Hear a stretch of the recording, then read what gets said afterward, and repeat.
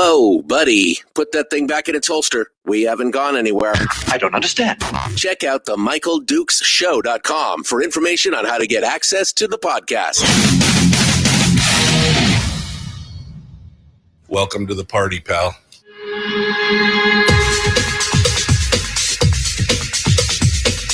The Michael Dukes Show. The greed and the entitlement is astounding to me. What more could you want from a low-budget radio program? This is a dumpster fire. That was just BS. It is time to get a new perspective. We know just what you need, and we've got just the cure. Open wide and prepare for a steaming hot cup of freedom. I just don't fathom it. The Michael Dukes Show, streaming live across the world. That's right, across the world on the interwebs and around the state of Alaska on this, your favorite radio station and or translator. It is the Michael Dukes Show. Hello, good morning to you, and welcome to the program today for Hump Day, middle of the week. Looks like we're going to get this one single solitary day of beautiful weather before it starts raining again. I don't know. It felt a little cool and crisp to me this morning as I let the dogs out. It was, that's right. Who let the dogs out? I let the dogs out. It's, enjoy the summer while you can, my friends, because fall apparently is right around the corner, like right here, right around the corner. So it is what it is. Anyway, welcome to the program and thanks for coming in. We have got a big show lined up for you today. Yep, lots of stuff, lots of good things, and we are going to we're gonna dive down into it here and get into some details of what's going on. That's coming up here in just a few minutes. We're going to be joined by our friend Chris Bide, Libertarian candidate for U.S. Congress. Now, he's a write-in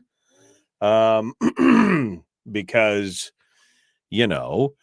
it's a three-way jungle primary led to a ranked choice voting special election. And, of course, he's running for the regular congressional seat as well. So it's all in there. It's all in there, baby. That's where it's at. So we're going to dive into that and figure out all the good stuff that's there here this morning, and we're gonna jump into that and figure it out. Okay, so Chris Bide is going to be joining us, and then we're going to be joined in hour 2 by State Senator Mike Shower, who will be coming in for what we like to call, in poetic fashion, the shower hour of power. So it's all good, and we're ready to go. We are ready to go. What else we got going on here? We got some headlines. We got some things to discuss, and maybe on Friday we might have some guests already lined up. I got a text message at 3:45 this morning from Dr. John Lott about some stuff that he's got going on. So we're going to talk with him potentially on Friday as well. And we'll get something lined up for tomorrow. But we are just days away, less than a week, 6 days, in fact, away from the election. And so I hope that you've got all your candidates picked out and everything, that you hope you're choosing it all and you're ready to go. Because I know that I am right now. So we're gonna work on that. All right. So headlines. Who's got your headlines? That would be me. First and foremost, I wanted to remind you that from yesterday, I mentioned this in the first hour yesterday, but I'll mention it again. Eric Almendinger, one of the 4 boys from Palmer who murdered 16-year-old David Grunwald back in November of 2016. I can't believe it's been that far ago, but 2016, finally convicted. Well, he was convicted back in 2018. Finally sentenced I mean, first of all, I'm trying to figure out why it took 4 years for him to be sentenced. But COVID and I don't know, whatever it is, 99 years for the kidnapping and murder of David Grunwald. 3 of his other compatriots, Austin Barrett and Dominic Johnson, also found guilty and sentenced already. Renfro is the last one to be sentenced this week, starting today. So hopefully this nightmare for the Grunwalds will be over within a few days, and we'll have all this done. But looks like since most of the other ones, except for the one that cut the plea deal, since most of the other ones got 99 years plus as well, I guess that's looking pretty good for justice for David at this point. But I wanted to make sure that was top of the mind here this morning as we went through. Americans for Prosperity hosted a 2-hour Fill the Tank event on Jewel Lake yesterday down in Anchorage, where hundreds of cars lined up to get gas for a price, the same price that it was when Donald Trump left office, $2.38 a gallon. Now, that was to remind the public that policies coming out of Washington have an impact on people's lives, a real impact. And so there were all different kinds of cars there. And it was a resounding success. Now, Americans for Prosperity paid the difference to Mike's tesoro between the two prices so that they didn't necessarily lose money. And they had a bunch of people there lined up waving flags and everything else. Even Senator Lisa Murkowski showed up for a photo opportunity. I mean, there's some deep irony in that, but I mean, it is what it is. It is what it is. Anyway, 2,300 gallons of gas was sold in just a short, hot period of time. So good for them. Good for them. $2.38 a gallon. I remember what that used to look like. I remember what that looked like back in the day for sure. Faux show. It wasn't too long ago. What else is happening? A conservative group has now launched a vote yes on the Constitutional Convention. Convention Yes was created by a group of folks, Craig Campbell, Jim Minery of the Alaska Family Council, and more. You can see that the genesis of this group is going to be centered not around the PFD and judicial retention and some of the other things that we talked about, but it's going to be centered around abortion because Minery is president of the Alaska Family Council, which is an anti-abortion group. It says that they're going to try and he said the biggest interest of the group, though, is changing the Constitution to mandate the large permanent fund dividends. That's not his words. That's the ADN words. They're basically put the permanent fund formula into the Constitution. That's how he put it. The ADN reports that changing the Constitution to mandate large permanent fund dividends. No, mandate that they follow the hashtag, follow the damn law. Follow the law. Jake Libby, who is the publisher of The Watchman, is in there. Fritz Pettyjohn, former Alaska legislator. Fred Vreeman, who's an environmental scientist and a lodge owner. And it's interesting, interesting who the group is right now. Now they don't really have any money as compared to Defend Our Constitution, which is listed as having more than $320,000 in donations. But we'll see. We'll see what this comes down to. So the group is called Convention Yes. Convention Yes. And we'll get some more information on it, and we will we'll probably get a chance to talk to Craig Campbell, who is the chair of the committee. We'll see if we can get him on the program to talk about what they're doing on that. But at least somebody has stepped up and got something going on. We'll see how it works out. And finally, this is an interesting story. I saw this on Must Read, and nothing has come of it as of yet.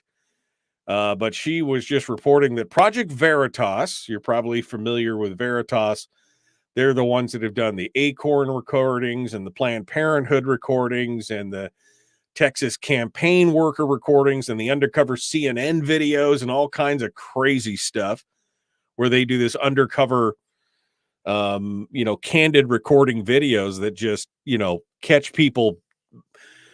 It's insane. You know who Project Veritas is.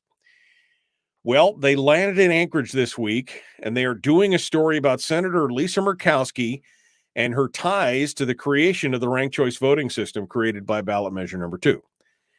Now, anybody who's been following this knows that you've got Scott Kendall, who is the former campaign legal counsel for Murkowski and for Bill Walker. He worked for Bill Walker as well, was the driving force behind ballot measure number 2. And it's well known that they put this all together because they knew she could never win the Republican Party primary with a good and valid candidate. But the reporter on Project Veritas has tried to show Murkowski a computer screen with what he said was an email that linked her to ballot measure number 2. It's unclear what the email said, but the incident happened at Americans for Prosperity event where the people were paying up with gas. He tried to show her all this stuff while she was there doing her photo op that I just mentioned a minute ago. She apparently was not amused. There's a picture of it right here. Like, she was not amused. We'll see what comes out of this. They said they're going to launch this today, and you have to go to expose2022.com. That's the website that they want you to go to now. As of a few minutes ago, I checked it right before we went to air, and it's still just going to a Project Veritas website where you sign up to be notified when all the Project Veritas stuff comes out. But they were putting out a flyer. That says Alaska election exposed, dropping tomorrow, 8/10/22. So we'll see if this is much ado about nothing, if this is something that we already knew and suspected, or if there is some real smoking gun here that could get her in trouble in some way, shape, or form. I don't know if it could. I'm trying to think of the legalities that would prevent her from supporting a ballot measure. And I can't think of one right off the top of my head, but maybe we'll have to see. But Veritas apparently is in town making waves, trying to see what they can do. And we will we'll see what kind of trouble that stirs up and what that brings. That's what we'll do right now. And we'll keep an eye on the Veritas website this morning to see if there's something if something actually pops up. We'll keep our eye out on that and see where it goes from there. All right, well, that brings us up to the break, which means that Libertarian candidate for Congress, Chris Bai, is going to be jumping in with us here in just a hot second. And so we'll take that break, and we'll be back.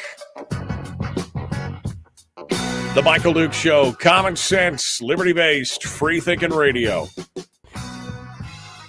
We'll return in just a moment. Don't go anywhere. Chris Bai up next, right here.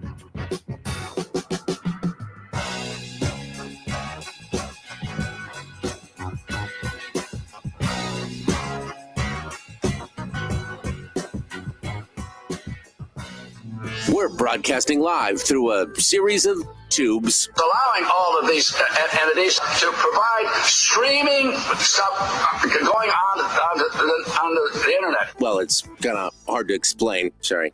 Streaming live every weekday morning on Facebook Live and MichaelDukesShow.com. Well, hello. How are you doing this morning? Good morning and welcome to the program. It is Wednesday. Getting ready to jump into it here. We got our guest is going to be joining us in just a hot second. He's in the green room right now, hanging out, drinking his own coffee, not my virtual coffee or my virtual donuts, but he was thinking about it. I'm sure he's thinking about that delicious dark roast and the donuts. I'm sure that's what's happening right now. Let me go back here through some of the comments and see what's going on. Good morning. Good morning. You drive a Cooper. Your gas price went from $8 to $12. I hardly see. You'd think that, except for that my car, it costs $65 to fill my car up. It's a Cooper. It's a Mini Cooper, but it still costs $65 to fill that thing up. So, yeah, it went from 48 to 65. I feel it. There's no two ways about it. 99 cents a gallon in gasoline in Fairbanks in 1988. Oh, yeah. I mean, yeah, I know. Flooding in Houston this morning. King Arthur is blocked on the park side. About a quarter of my backyard's underwater. I see that, Jerica. It is kind of a hot mess out there, flooding all over the Matsu with all that big dumping in the mountains. It's definitely a tough time. Laura says $138 here. Yeah, you drive a truck, right? I can tell you right now. Tell me that you drive a truck without telling me you drive a truck. Cost me $138 a gallon, $138 to fill up. That pretty much sums it up when you got something like that. All right. Well, I think that brings us to where we need to be. So let's see if we can do it here this morning, and we will bring in our guest, and we'll get to talking about it. That means that Chris Bai joins us this morning, and we get a chance to talk with him. Hello, Mr. Bai. How are you, my friend? What's going on? Good morning, Michael. I'm doing fantastic. Good. It's a little cool up here. I think it might be 30, 38 degrees, and I saw my first yellow leaf the other day. I saw pictures of all the snow up there. Like, what the hell is happening up there on your guys' name? Yeah, no bueno. I was at Fielding Lake guiding earlier, and we had a dusting of snow, and they were from South Carolina, and they all freaked out. It was fairly entertaining. Yeah, no, it's always good to see them have that oh man. All right, so are you're ready to jump in and do this here this morning? I'm assuming so. We're going to be good to go. We're about 90 seconds out right now, and I'm checking everything out. I got all the new bells and whistles, Chris. I've got all the new software. I'm still trying to run everything properly, and it's not as smooth and easy as it normally is because I'm still getting used to the new system. So we're going to get through here and make it good. So how's the campaign been going overall? I got about a minute here. Buddy, it's been going great. I'm a little surprised, actually. I thought we would take a nosedive after getting 14 out of 48, but I was just at the fair, and the responses have been phenomenal. So we can talk a little bit about that in a couple minutes, but it's been really good, actually. Good. Well, we're looking forward to it, and so we will continue on. Chris Bai, again, our guest here on the program. We're going to jump back into it here. Don't forget that you can like and share the show. You can like and share the video as well. We're going to jump into this here. Make sure that you also follow and subscribe and ring the bell on YouTube. Those are all important things. So subscribe and ring the bell on YouTube, and make sure that you'll get notifications when we go live every morning on the thing. Oh, hey, look, the ding is here to tell us that it's time to jump back into it. Here we go. The Michael Duke Show. Common sense, liberty-based, free-thinking radio. Let's get into it. Here we go.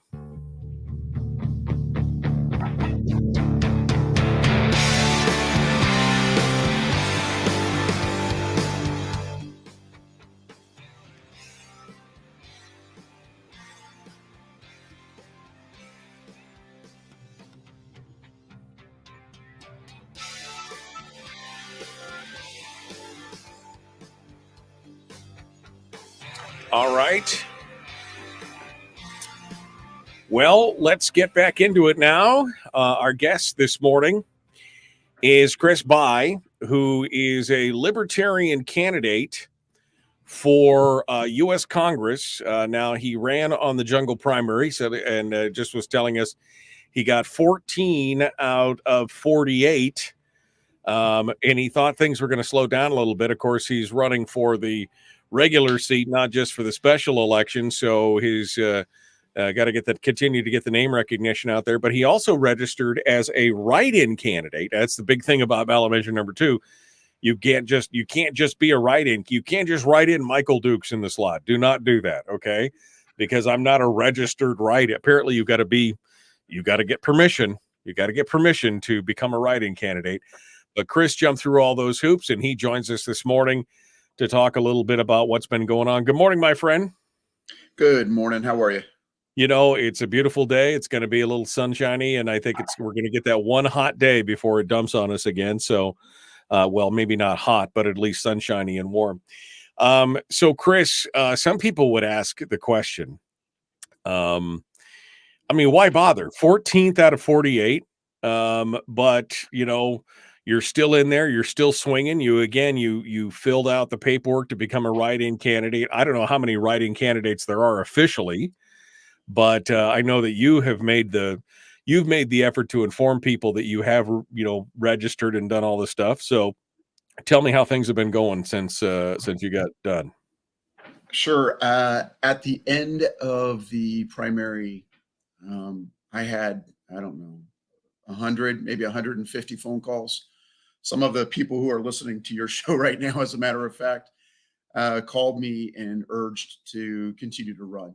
And then they asked the follow-on question: are you, in the November election as well? And obviously we are, right? We started for that because we assumed Right. young was going to die. So we continued moving, marching forward. I only know about 150 people in Alaska to begin with.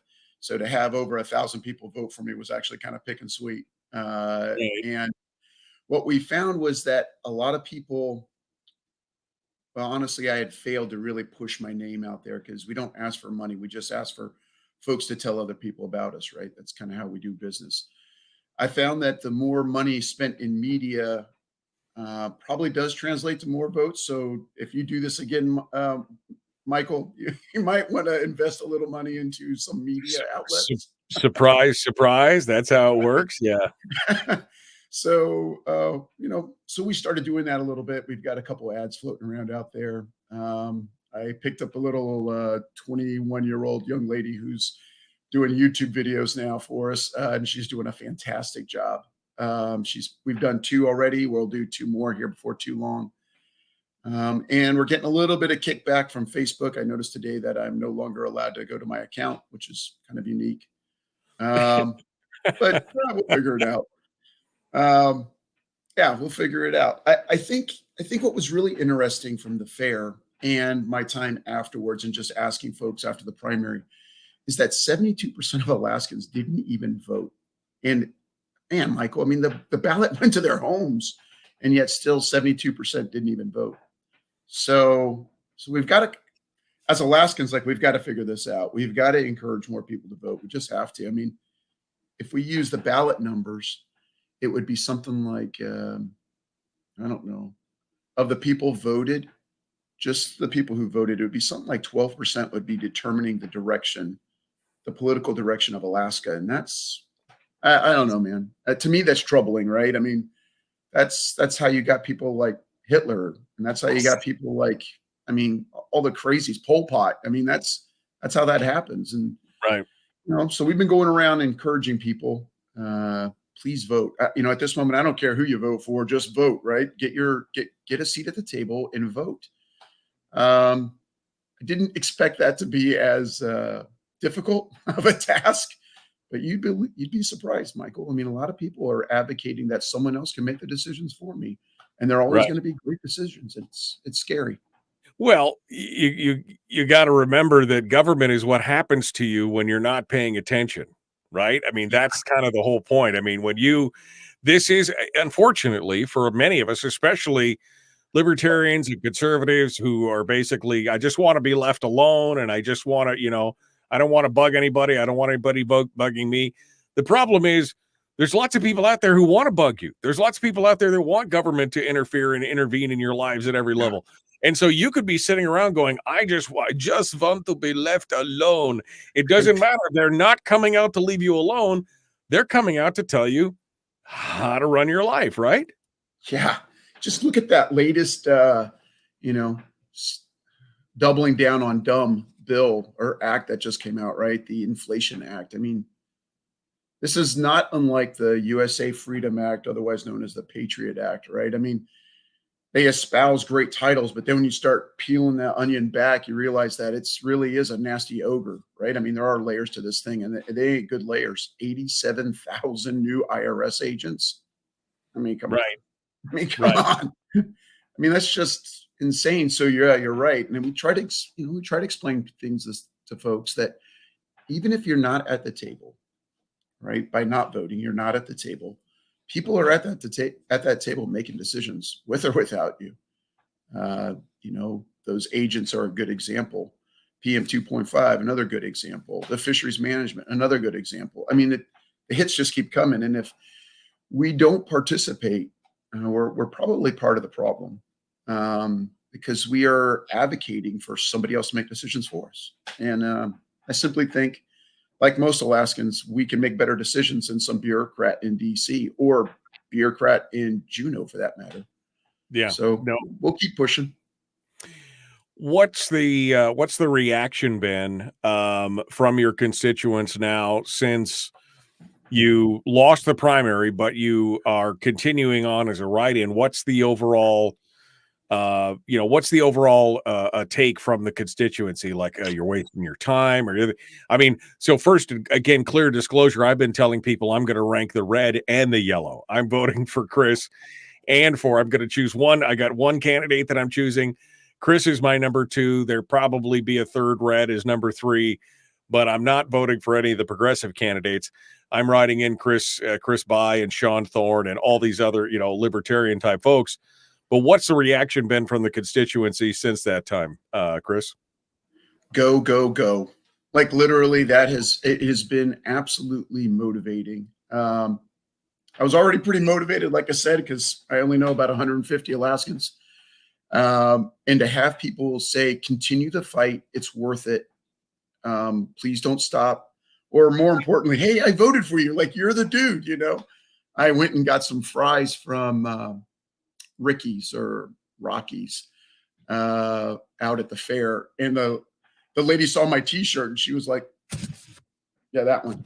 And the lady was like, holy smokes, you're that guy. And I was like, yes. Yes. Right.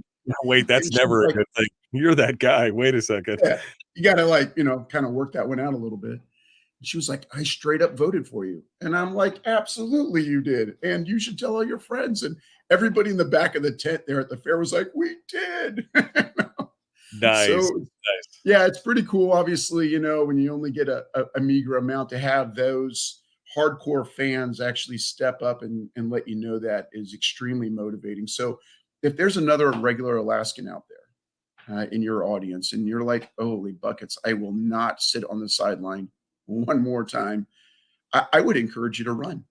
I just would. I will tell you, in doing this, Michael, and your audience, I have met so many impressively bright Alaskans who, I'll be honest, some of them are way brighter than this guy. And they just need a little bit of push and a little bit of motivation to get out there and do some great things. And as much as I despise politicians and politics, I'm one of those guys, right? We just can't sit on the sidelines anymore and think everything is going to be okay and, right, hold our nose and vote for the lesser of two evils. And so when I run into some of those people who didn't vote, that's my deal. Like, find some courage, find just a little bit of bravery and vote. Right. I don't care who you vote for, as long as you go out and actually vote for somebody. Right. Nothing worse than people who are complaining later, and I'm like, well, who'd you vote for? Well, I didn't even bother to vote. Okay. shut your pie hole because you don't have any. Yeah. I know you do have to hold your nose. I mean, I've had libertarian friends who basically opted out of, well, voting is force and this, and I'm like, it's defensive at this point. I'm not voting I'm voting to defend myself. It's not.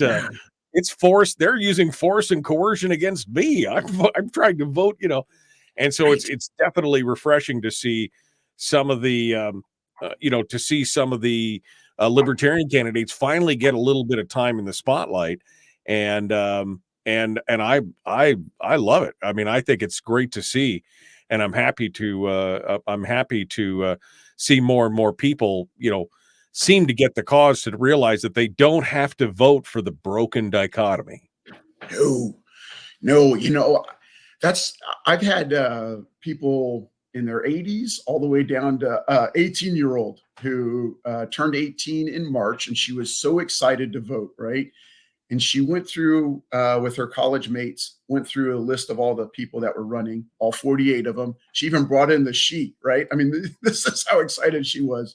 She brought in this spreadsheet. You could tell her dad must have been a Excel wizard or something, but she brought in this spreadsheet with all 40 plus candidates.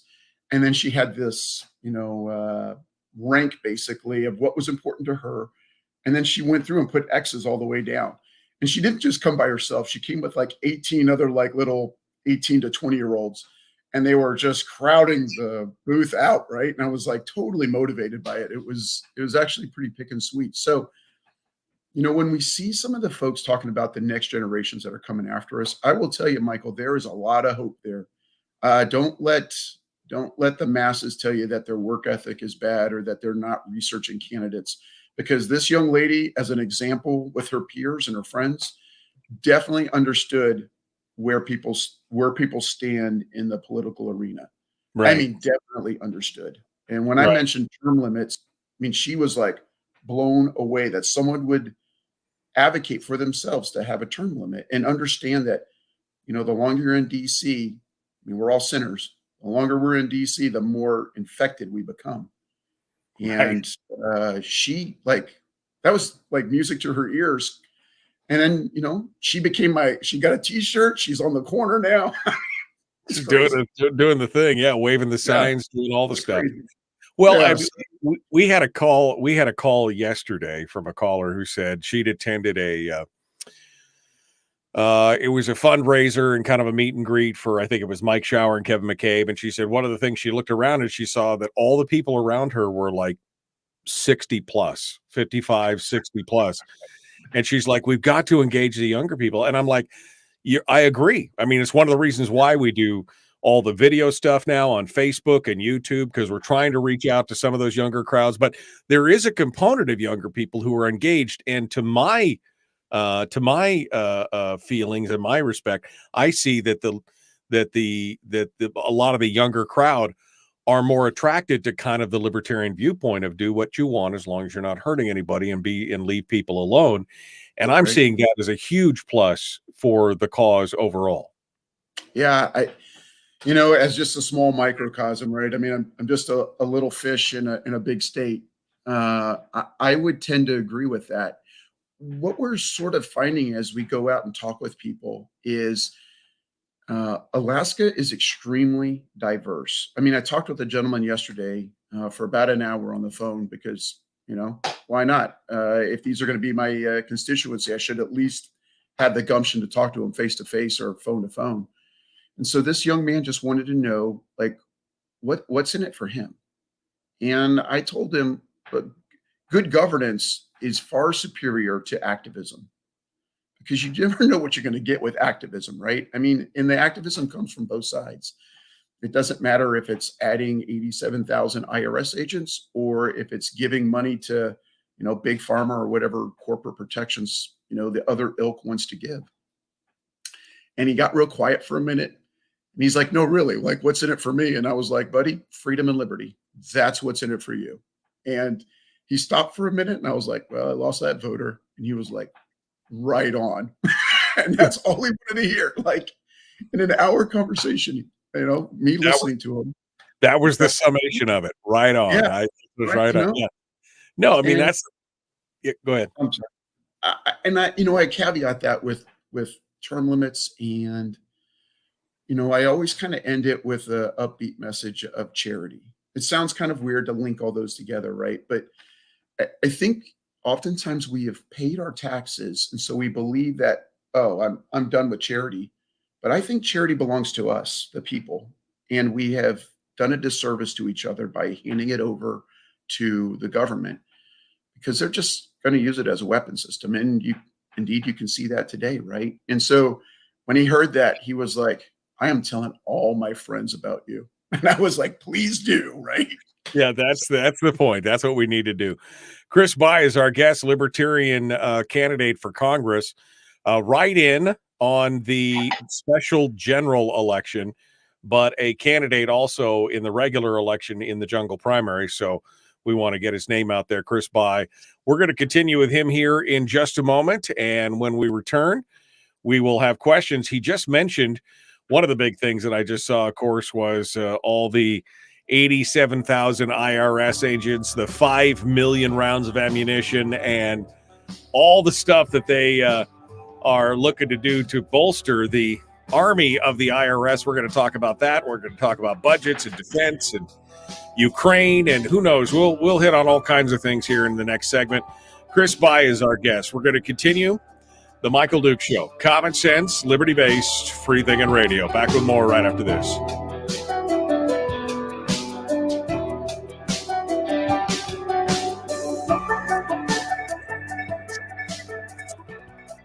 We're broadcasting live through a series of tubes. Allowing all of these entities to provide streaming stuff going on the internet. Well, it's kind of hard to explain. Sorry.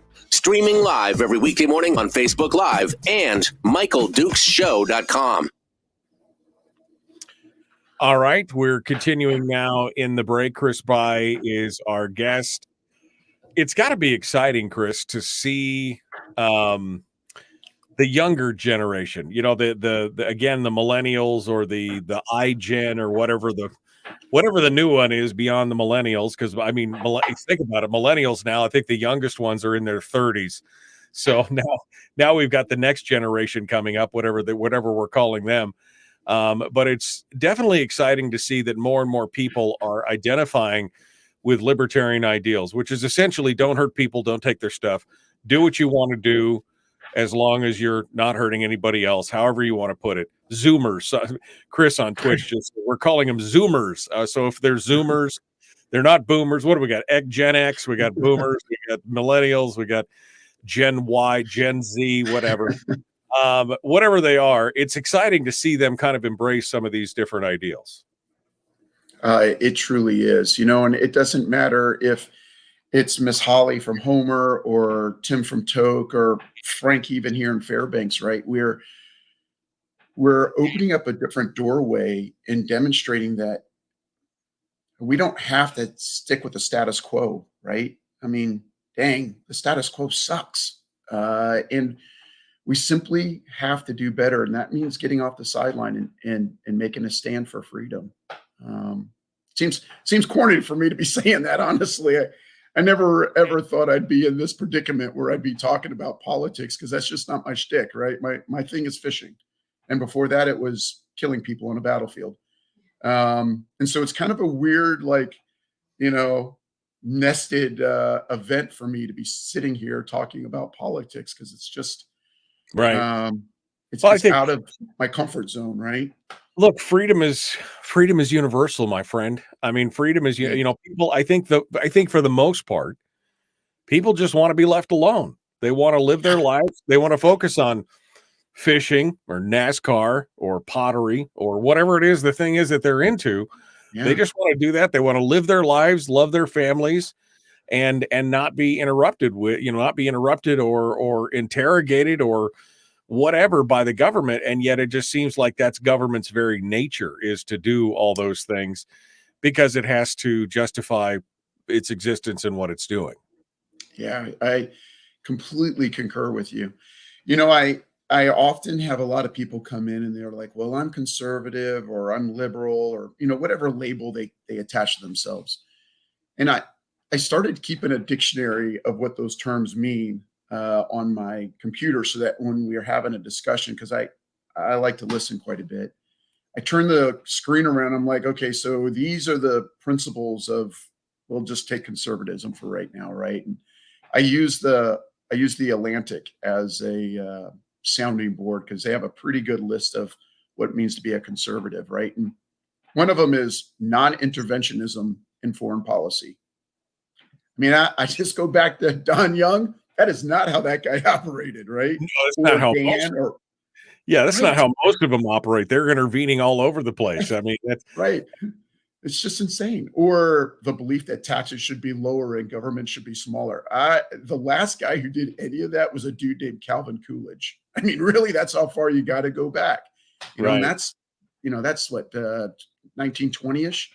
So I and I use that as an example. I'm like, yeah, you really believe that, but your party does not, and we need to do better. So here I am, right, a normal dude. well, I think we call that party creep, where they used to believe in one thing, and what's happened is slowly but surely we've seen the same thing happen to the Democratic Party. It used to be blue dog Democrats, Zell Yeah, Miller, and some of these other guys who were basically, they were blue dog Democrats. They believed in they had some social things that they wanted, but they wanted government to still remain small. They were not right. hawks, they weren't doves, they were somewhere in the middle. They're just like, but that's become a bad thing, and the parties have migrated more towards one towards the fringe and one more towards the middle, and people are going, what do we do? What happened? Our party, a party done left us. What do we do now? Well, that's when you start looking at alternatives instead of the Yeah. two-party dichotomy. You start looking at things like the libertarian ideals. Right. On Facebook, before I apparently got blocked, we had a typical bell curve as one of the commercial ads, and it showed how the interior portion of that bell curve are people who aren't voting, and then on the Right. exterior were the people who are voting, and slowly but surely that bell curve flattens out. And then we inverted it and we used that bell curve as a funnel. And you can see when we put in money funneling into special interests, and it didn't really matter what the special interest was. It could be anything. Right. Yeah. And then that special interest is now funding the polarization and pulling that bell curve further and further apart, so less people want to vote for those idiots. And it's pretty it's troublesome. And if a fishing guide can figure that out. Yeah, we just got the ding, which means we're jumping back into it. Hold the line. Chris By is our guest, the Michael Duke Show, Common Sense Radio. Here we go.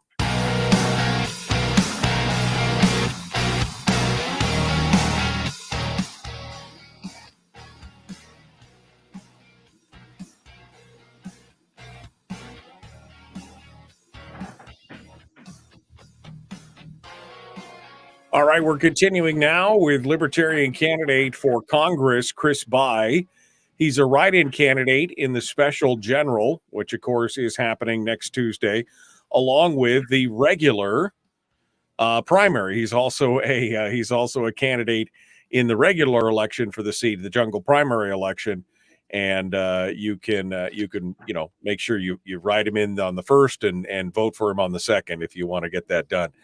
That's exactly what I'm going to be doing here on the 16th, my birthday, which is going to be a hot mess. I can't even believe it's going to be a mess. Chris, right before we went to break, and you mentioned a few things, and so I want to get into some of the details. We are seeing some things coming out.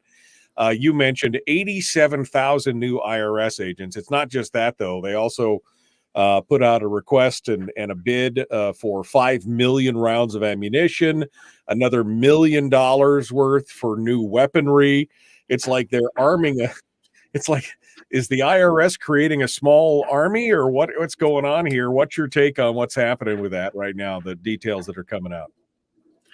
Okay, so let's Michael in audience, let's kind of move the Overton window back about 6 years, right? About 6 years ago, there was another act that was pushed through, and the name escapes me, but it basically armed something like 25,000 Social Security workers with military grade weapon systems. I mean, everything from a 240 machine gun to 9 mils to ARs. And in the back of my mind, I was still serving at the time. I'm like, why in the world are we arming people who are supposed to be doing the safety net, right? The entitlement net. Like, why are we arming them? And they got something like 10 million rounds or some ridiculous amount. And now, and then after that, then there was a push for the Border Patrol to get all kinds of stuff. And then there was one for municipalities to get machine guns. And I just see that this IRS thing is yet just another one of those. And I can't help but to think potentially,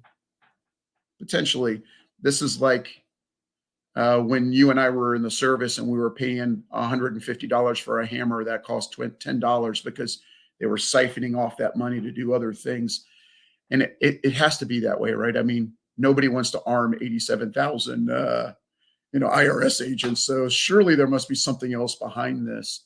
Right. And it'd be interesting to know what that was, and probably terrifying for most of us. Well, I remember when they wanted to arm that they had FDA, USDA, the U.S. Department of Agriculture and the Food and Drug Administration had a SWAT team where they armed them, they geared them up, they looked like black booted ATF guys kicking doors in, and they were going after raw milk and other. And I'm just like, what? I mean, what are you? I mean, what? This is what we've come to. There's an article floating around out there by that a sheriff proudly posted from his county somewhere in the South, and they have 4 marijuana plants. I'm not a pot smoker. I don't drink alcohol. I mean, I use all my money in fishing, but they were bragging about how they used a tank to infiltrate a home that busted through the basement in order to secure these 4 pot plants. And you just got to wonder, really, was that the most important thing, was to harass some gardener? I mean, I don't know. I just think that we could spend our money elsewhere. And my thought on that, and the reason why I bring that up, is, would they have gone after those 4 little pot plants, which were basically that big? Right. Right. Would they have gone after that had they not had a tank?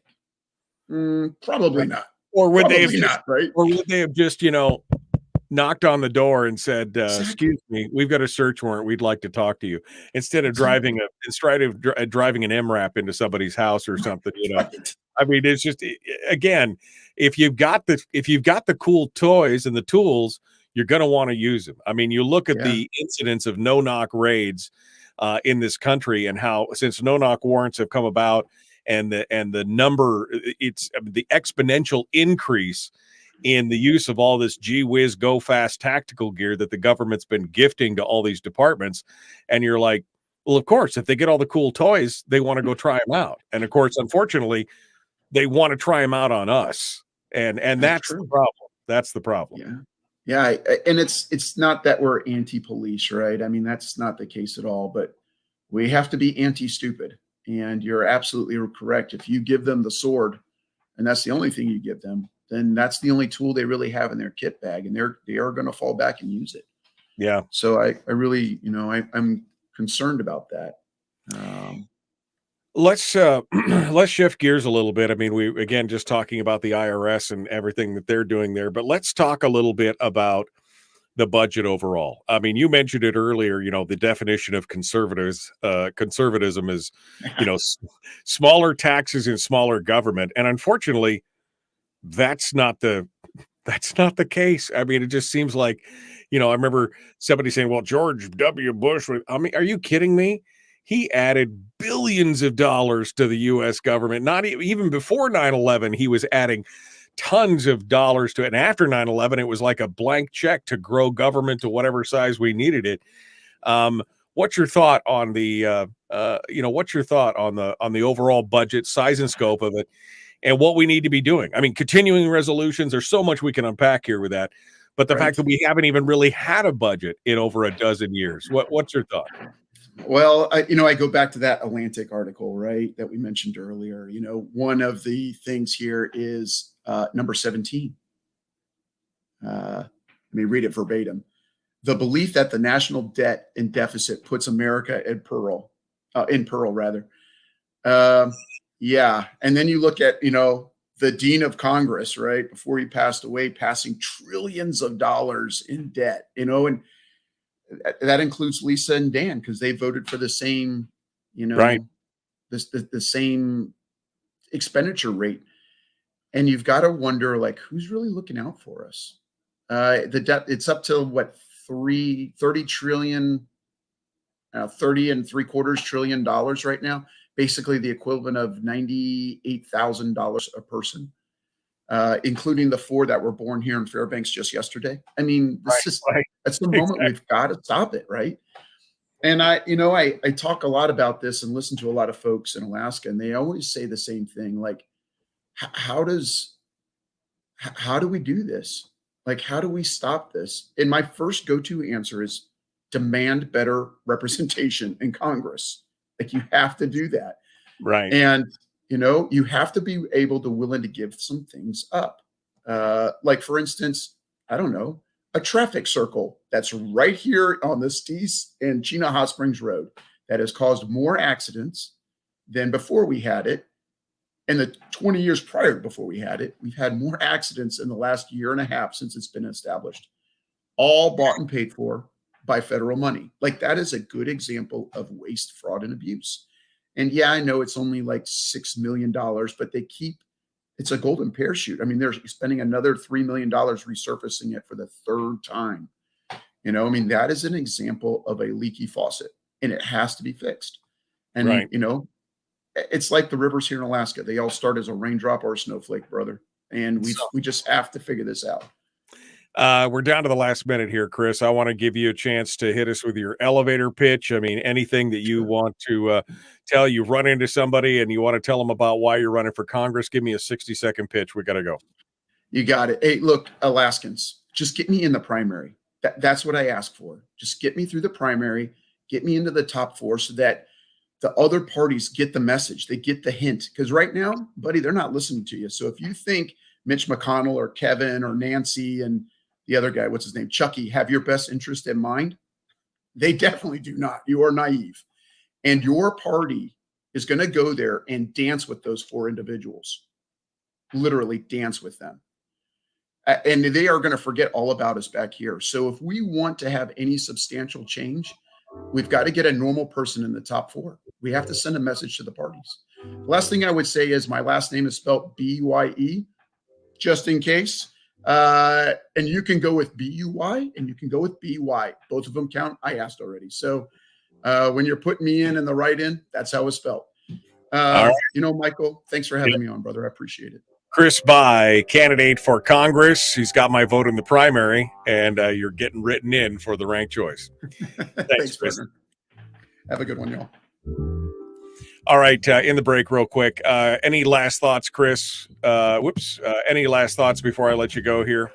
No, man, I really appreciate it, Michael. I will be upfront with you. I get a lot of people come by the booth and like, I heard you on Michael Duke. So if you're curious, your message is reaching all the way out to Toke. A guy named Tim from Toke, of all people, came up to me at the Fairbanks Fair and was like, I totally heard you on Fairbanks. How come more people aren't hearing about you? And I just want to give you a shout out. I appreciate it, brother. It's this is indeed important stuff we're doing, and it's uncomfortable for me, but I do appreciate it, and for your audience for listening. Well, we appreciate you going to the effort. This is not an easy thing, but I think you are seeing some of the fruits of of your labor in people showing up, loving it, being happy about it, getting excited. The younger generation. I mean, I'm excited for you that the younger generation is figuring out who Chris By is and what libertarian is and everything else. That encourages me because, I've been a libertarian since I was 16 years old. And I love to see other people getting the message. Again, smaller, more limited government, not being left alone, breaking up the bureaucracy, doing those kind of things. I think those are all important. And I think you're doing good work out there. I would like to end it kind of with this. I have a lot of people who come up and they're just, man, Michael, they just need a little bit of courage and encouragement, and they need a little bit of, bravery, right? And I have had several people say, well, Chris, it's easy for you. You've been blown up and shot at and all kinds of craziness in Iraq and Afghanistan. And so simply stepping out in faith to vote for a different party is easy for you. And I would say that has nothing to do with it, right? I have to look at my kids and those that I mentor and say, I'm leaving this place a little better than I found it. Right. And I think if we continue down to the duopoly, that's not the case. And it doesn't take getting shot at to be brave. Goodness knows there's firemen here that are, way braver than me. I mean, they go into burning buildings with no idea of what's going on. And yet they still go in every time. I think of Patrick here at North Pole, who obviously voted for me, or Travis here in Fairbanks. These are good men and women who do this hard work every day. And voting is a difficult job for some people. And I know it's hard for them to step outside their political pathway. So I just ask all of my supporters who are listening and, just be encouraging, be gentle, right? We're asking them to do something difficult. But it's necessary. And if we're going to leave this place a little better, we've got to do it. Like it's almost dire at this moment, right? Yeah. No, I mean, we've got to do it now. I mean, the fact that we've got Congress critters that consider what they're doing financially, that it's going to last forever, is the height of arrogance, at this point. Is. And someone else asked me, are you going to continue to fight? And I would tell you that just putting my name in as the primary write-in, the first guy ever, like how awesome is that? But then continuing through November, I mean, a lot of people dropped out. I think that demonstrates my resolve. I will tell you that that when we look at all the candidates lined up, I would simply tell you to ask them two questions. One, are they for term limits? And what has the priority, Alaskans or the party? That's what I would have you ask them. And I think you're going to be surprised at the answers you'll get. I really am. I think it is that important at this moment. Yeah, no, I agree. All right. Chris Bye, BYE, write it in. Chris Bye, Libertarian for Congress. Like I said, I'm going to be writing him in on the ranked choice, and he's got my vote on the primary for the regular election coming up in November. I want to see him in that top 4. I think that would be a fantastic opportunity there. So, Chris, thanks for coming in. Keep the fires burning, my friend. Keep the fires burning. And you're always welcome to come back on the show and talk about it before or after the election, even afterwards. It's nice to see people making moves out there. So I appreciate We're trying. Appreciate you coming on board. Thanks. You got it. You all have a good day. Thanks for coming on board. Chris Bye, our guest here on the Michael Duke Show. Let me fix that right there. There we go. All right, folks. That means that we've got more coming up. We're going to be joined here in just a minute by Mike Shower, who's going to be coming on board, and we will come back to him here in just a second. Make sure you like and share this video. Like and follow the show page. If you're on YouTube, do all the YouTube-y things. You know what I mean. You're going to subscribe and ring the bell and do all that stuff as well. And on Twitch, you can follow us on Twitch as well if you'd like. That's the best way to get it done. Some of the comments here. I see a lot of people are excited. Mary Ellen says, thanks for bringing hope back. I was so depressed about the election. You're right. I mean, Chris offers hope. I think Chris offers some good stuff there, and I love seeing it. I think Chris did a great job outlining all the things that are going on there. Alicia says, I want to thank Chris Bye for running. I feel good about voting for him. It's true. Now, people will say, well, he's got no chance. Well, you just never know until you try. And at least he's out there trying to make that difference, to offer a difference between the lesser of two evils. I mean, again, I hate to bring this up, but the lesser of two evils are still evil. I mean, right? They're still evil. That's exactly what it's about. And so now we remember that. All right. We're coming up into it. We got to jump here, make the change. Hour 2 is dead ahead. The Michael Duke Show, common sense, liberty-based, free-thinking radio. Hour 2 is up next. Mike Shower going to be joining us. And we're going to continue here in just a hot second. Don't go anywhere.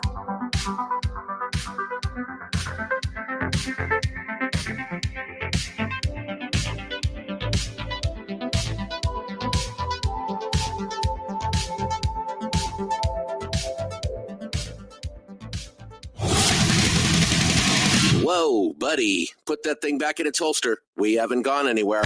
I don't understand. Check out the MichaelDukesShow.com for information on how to get access to the podcast.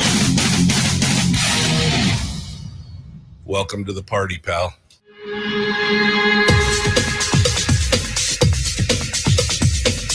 The Michael Dukes Show. The greed and the entitlement is astounding to me. What more could you want from a low-budget radio program? This is a dumpster fire. That was just BS. It is time to get a new perspective. We know just what you need, and we've got just the cure. Open wide and prepare for a steaming hot cup of freedom. I just don't fathom it. The Michael Dukes Show, streaming live across the world. Around the world on the interwebs and across the state of Alaska on this, your favorite radio station and or FM translator. It is the Michael Duke Show, broadcasting live, brought to you this hour by your friends over there at Satellite West. Yep, that's right. If you are into communications or if you need communications, be it cellular, satellite, VHF radio, whatever it is, the folks at Satellite West can hook you up like a tow truck. They'll get you squared away, and they are all about it. You can find out more about them at satellitewest.com. Satellitewest.com. And thank you for sponsoring the program this morning as we go through and join us. We're waiting for Mike Shower. I did confirm with him last night. So we're waiting for Mike Shower to join us this morning on the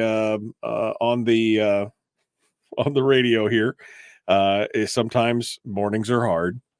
So he's going to be joining us here in just a few moments. There was a lot of commentary in the chat room during the last segment with Chris By, who's the Libertarian candidate for Congress. And they said, there's a lot of people saying, well, it doesn't really matter because he's one guy. He can't do, but if you don't do anything, if you don't try, nothing's ever going to happen. There was also a lot of comments about how they really liked what Chris was saying. They, somebody said, I feel good about voting for him. And Mary Ellen in the chat room says, thanks for bringing hope back. I was so depressed about the election. It sounds like Mary Ellen really liked what Chris had to say. But this idea that somehow, well, it doesn't matter. It doesn't matter. He's only one guy, or he can't. One man can make a difference. One man can make a difference overall. He can lead the way. He may not be able to accomplish it all on his own, but he can create a sea change that may influence others. Let's face it. A lot of politicians are opportunists, they're populists, and if they see things shifting in a certain direction, they may run and join the herd. But the herd has got to have that lead bull, that old rangy longhorn that's, out there breaking brush and clearing the way and pushing things through. And maybe that's what Chris is. Maybe he's the guy that's leading the pack, so to speak. We were talking yesterday. I was talking yesterday or day before with a friend of mine, who but I won't name drop because, we were lamenting about what's going on in Congress with some of the folks out there, including Dan Sullivan and some other ones. We were talking about how they change. People go down there and they change. They start off maybe liberty-minded. They start off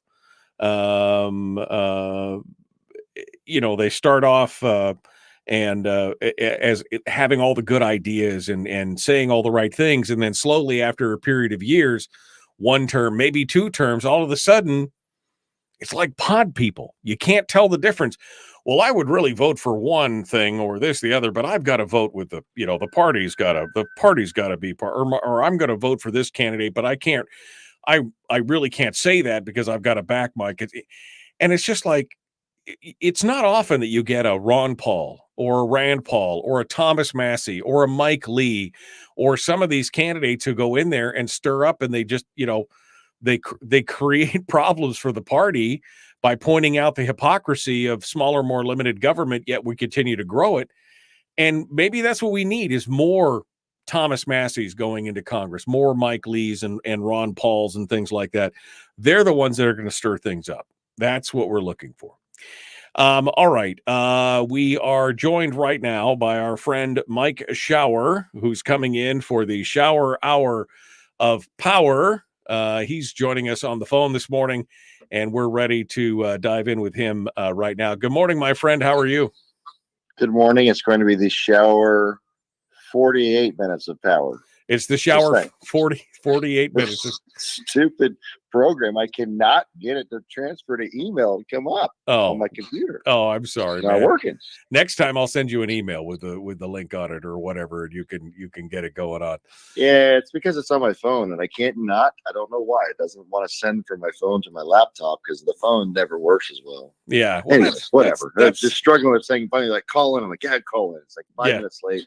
Yeah, no, Mike was trying to get into the new software so we could do the video call. But see, I secretly think he's so messed up by the video call. He mentally doesn't want to get there. That's what it is. He's so mentally, he doesn't want to look at himself in the morning. So, no, it's weird. It's just weird. So Mike, here we are, one week down. What are your thoughts here as we get close to I mean, not that the primary means anything at this point to you or almost anybody else in the legislature, because, I mean, hell, you guys are all pretty much in like Flynn. But as we get down to it, what are your thoughts on what's coming up for Election Day? Yeah, it's funny I was at another community council last night in Big Lake, and boy, it was like, there was questions coming up, and Michelle sitting beside me, being a poll worker, and the one gal there, was trying to brief us up, and Michelle's like, that's not right. That's not right. That's not right. It's like, I'm just looking like, and the lady's explaining that this is going to work. It's pretty simple. It's nothing to do with her at all. It's not, I mean, she's just, don't shoot the messenger, right? She was asked by somebody to come brief, from the state. And after, I don't know, maybe 20 minutes, I mean, she did a good job with what she had. And after maybe 20 minutes or so and a couple questions, she goes, okay, clear as mud. And I looked at Michelle and go, yep. Like, that's the problem. You sit here and you have a relatively easy brief, try to explain it, and then you look at it and you go, yeah, that's going to be a problem. And I was telling people after, I'm like, I go back to, look, I'm not trying to be a Debbie Downer. I'm not trying to intimidate people, but I'm very honest about it. I mean, nationally, this type of system disenfranchises people, and by disenfranchise, I mean it means that their ballots get tossed out because they make mistakes.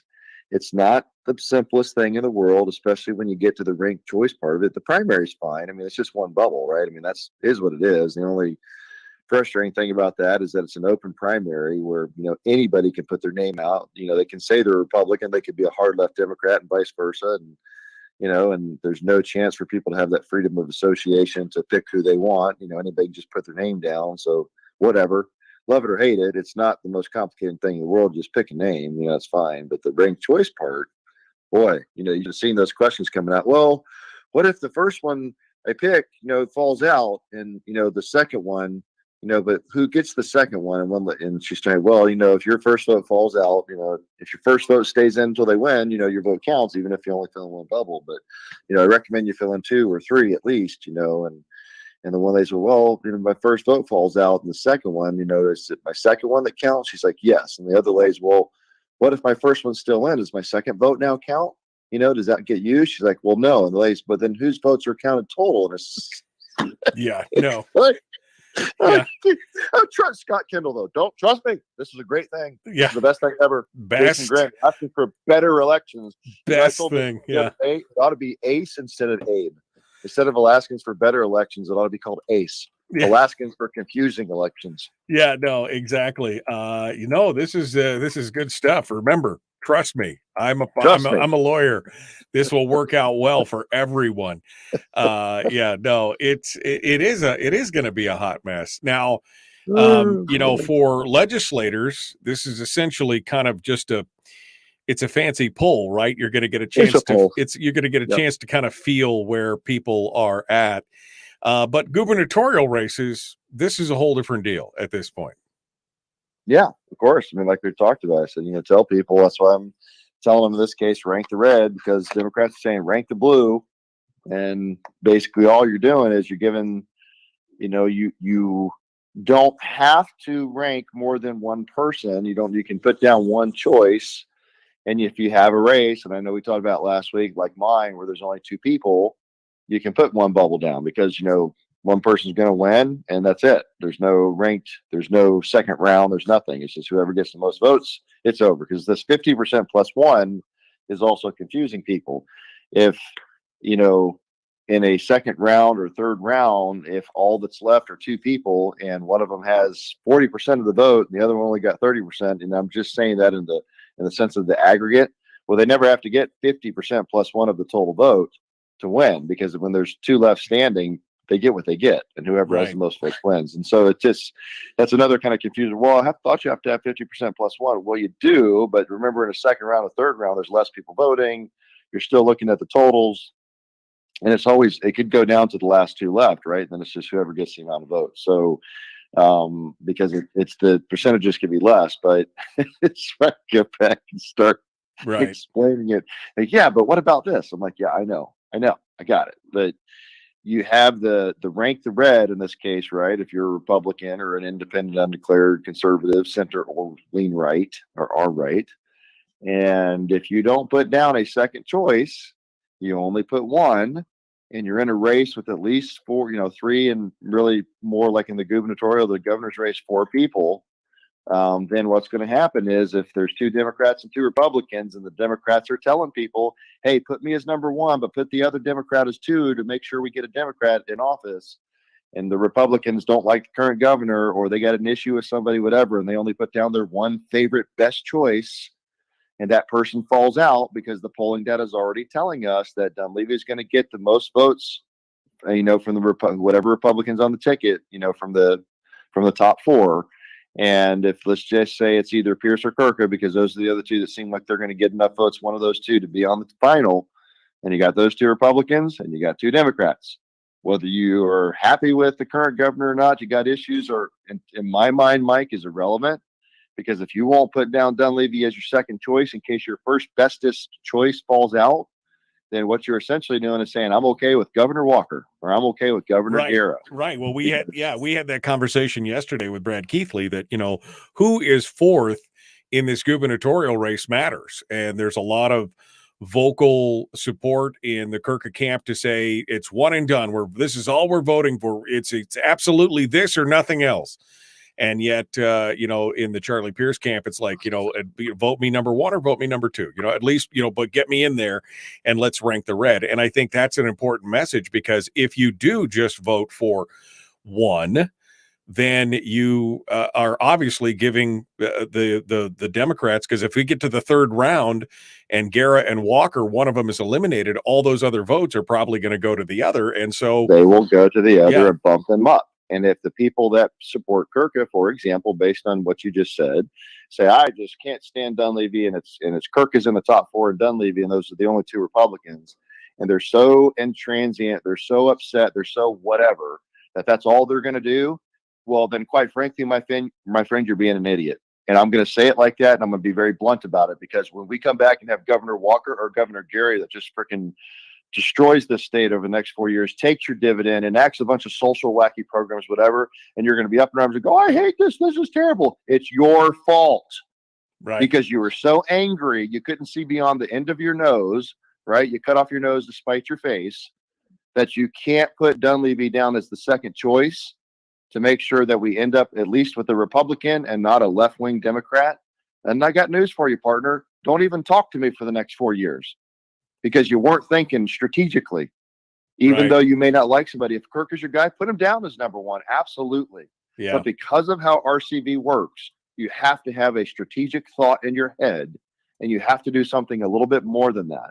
Right. It's the same thing with the race for the U.S. Congress seat. I've told people, I said, look, if you like Vegas, put him down as number one. If you don't like Palin, put her still as number two.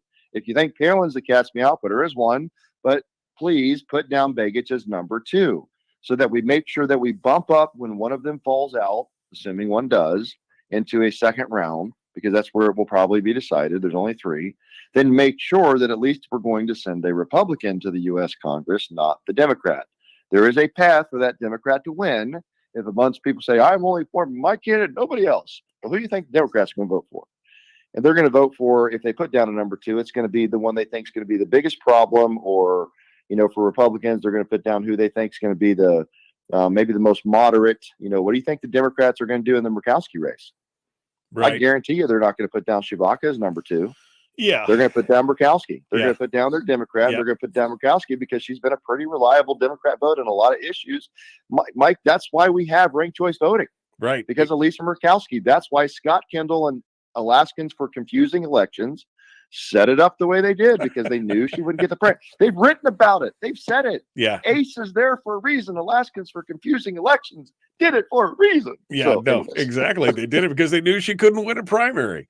Yeah, so I am they've admitted it. They've written about it. They've talked about it. I am going to disagree with you. You better write this down. I'm going to disagree with you. This is the first. So, Hold on, I got to record this. For Congress, because I'm going to be ranking Begich and then Bai and then Palin. So I'm ranking the red and the yellow, but none of the blues are getting a vote for me. So that's okay at this point. It's a strategy, and like I said, Mike, you do whatever your little heart Exactly. desires. But if you get the wrong person in there and you didn't think about this and you tell me that, I'm going to look at you and go, Mike, I'm not talking to you for like 3 weeks. I'm not even calling in.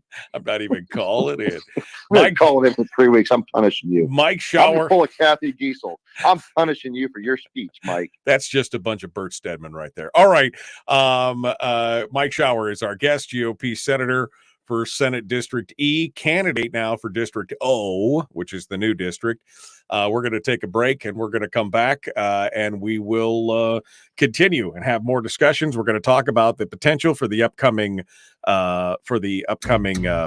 legislative session, it's in January, but that's just not that far away. I mean, look at the snow on the ground in Fairbanks in August. I mean, January is not that far away, folks. We're going to continue here in just a moment. The Michael Duke Show, common sense, liberty-based, free thinking radio.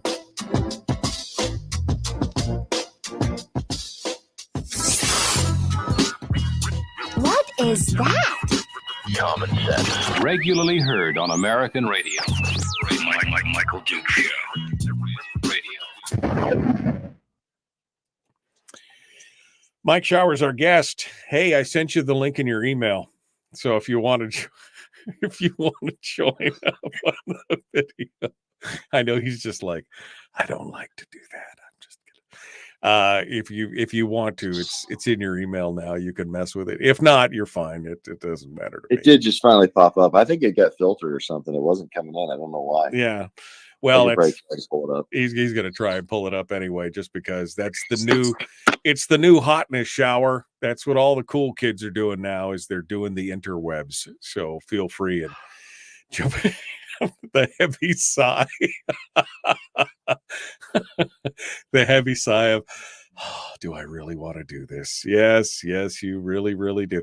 I mean, he does all these Facebook lives and stuff. I guess he's not looking at himself while he's doing the Facebook live. So it's all. No, I can't see myself, which makes it easy. It definitely makes it easier. All right. Let me go into the some of the comments here in the chat room to see. Oh, wait, but it says right here, Mike says, better lighting makes you look amazing. So you must have really good lighting. I have really good lighting. Look at this. This is color beautiful here. I mean, just paint me as the latest fashion model for Abercrombie and Fitch. All right.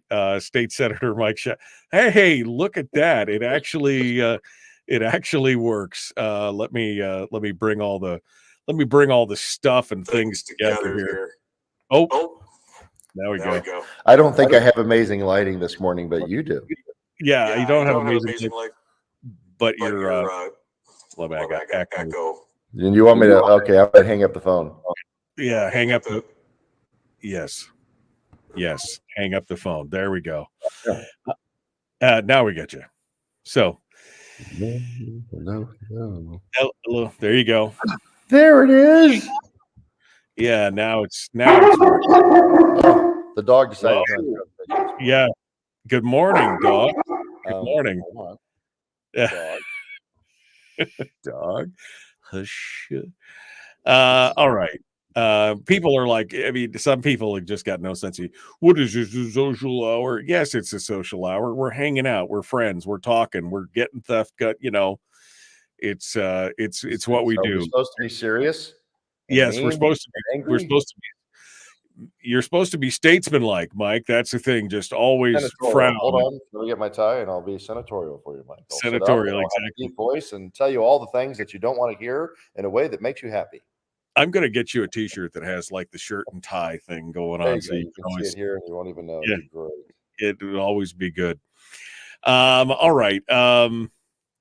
Wow, Michael, I'm surprised you're not going by Begich, then Palin. Tawny says she's surprised I'm not voting for Chris By in the first round. I might. I haven't really decided. I know that those are the three that I'm going to be voting for.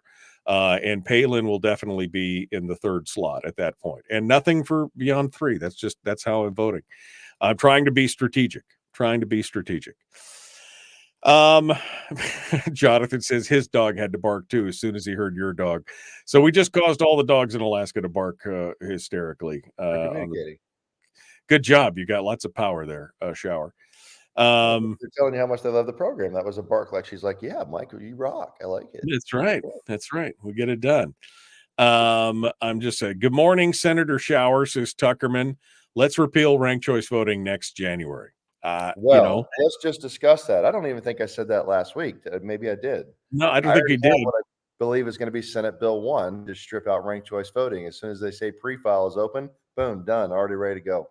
Already, you got it done. You got it done. You got it ready. Okay, good. Well, we're going to dive into that here, and we will talk about that. Mike Showers, our guest. Hold the line for a second, Mike. We're going to be right back to you.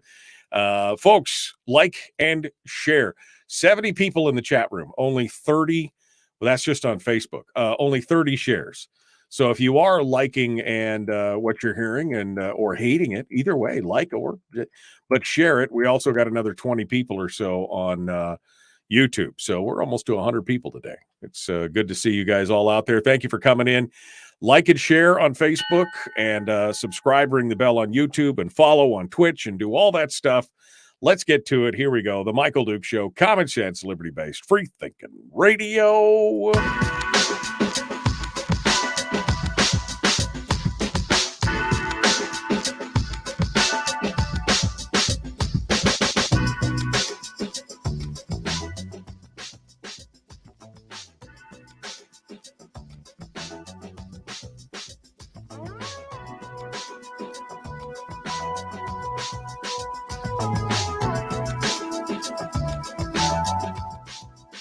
All right, welcome back to the program. The Michael Duke Show, common sense, liberty-based, free-thinking, yada, yada, yada. All right, continuing now, Mike Shower, who has now jumped on to the video broadcast as well. You can catch that on Facebook or YouTube or Twitch. Special thanks to the Common Sense Corps members for funding all the new software upgrades here to the program and allowing us to bring on the happy, smiley face of State Senator Mike Shower to the broadcast. He joins us this morning. We're going to get things going on. All right. Yeah, Mike. So, hey, brother, let's talk a little bit about the upcoming session. And we were just chatting real quick during the break. And one of them was, of course, this discussion of the rank confusion. And you may have a solution for that coming up into the first days of the session. Let's talk. Not maybe. I do. We already have the pre-file ready for Senate Bill 1, which is it's 1 or 2, whichever one comes out. But it's the repeal of the ranked choice voting portion of that citizens initiative. And I will be quite frank, Mike, based on what I'm hearing from people, I have yet to hear anybody that's not either a leftist liberal elite, like the Scott Kendalls or Jason Grens out there, or the group Alaskans for Confusing Elections, actually known as Alaskans for Better Elections, that has supported this, likes it, says whatever. Everywhere I've been, and I mean everywhere, everybody's, what the heck is this thing? Why do we have this? Who voted for this thing? Why did they pass this? This is stupid. It's confusing. That's the comments I'm getting. 90% plus people do not like this. So I bet you when this is over and we have a 10, 12, 15% rejection rate on ballots and a whole bunch of people's ballots get tossed out and people ended up voting for who they didn't want to vote for and all kinds of silliness, I bet you, kind of like the repeal of SB 91, it's not going to be too hard to get that through the legislature, is my guess. So I do have it ready to go. There was dark money, provisions in there, some other things that were not bad that we're not touching. We're simply going to strip out of that. And that's the way we wrote it, the ranked choice voting portion of that, to go eject that thing, pull the handles and get it out of the airplane, toss it out. Eject, eject, eject. Let's get it done. It sounds kind of exciting. Now, not really. I know people have done it. You don't really want to do that. That's not very fun. No, it's definitely not something to look forward to.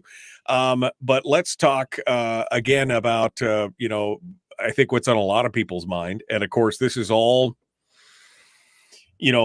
postulation, this is all theoretical, but as we come back into it, one of the big questions is going to be, what is the organization of the Senate going to look like, and what is Mike Shower going to stand for in the organization of the Senate? Obviously, binding caucus out the door for you. I know that's I can say that without equivocation.